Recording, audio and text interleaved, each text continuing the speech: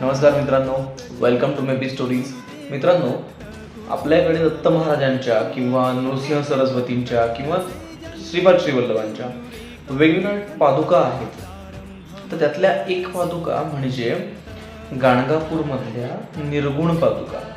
याला निर्गुण पादुकाच का म्हटलं जातं? कारण निर्गुण म्हणजे त्याला कुठलाही आकार नाही, त्याचं अस्तित्व आहे पण ते आपण उघड्या डोळ्यांनी बघू शकत नाही. त्याला कुठलाही आकार नाही, रंग नाही, रूप नाही, त्याला आपण निर्गुण म्हटलं जातं.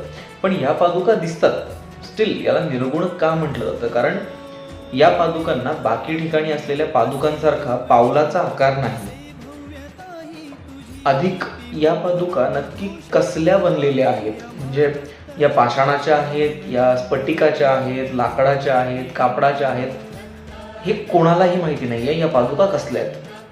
आणि इतकंच नाही तर तिथे अभिषेक किंवा पूजा जेव्हा केली जाते पादुकांची, तर तेव्हा त्याला पाण्याचा किंवा दुधाचा किंवा पंचामृताचा कसलाही स्पर्श होत नाही. त्या पादुकांवरती फक्त चंदन, केशर आणि अत्तर याचं लेपन केलं जातं.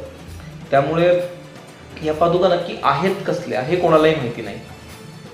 आणि तिथले जे गुरुजी आहेत किंवा जे पुजारी आहेत, तर त्यांचं म्हणणं आहे की ह्या पादुका जेव्हा आपण हातात घेतो पूजेसाठी, तेव्हा माणसाच्या चामडासारखा म्हणजे माणसाच्या स्किनसारखा एक फील त्या पादुकांना येतो.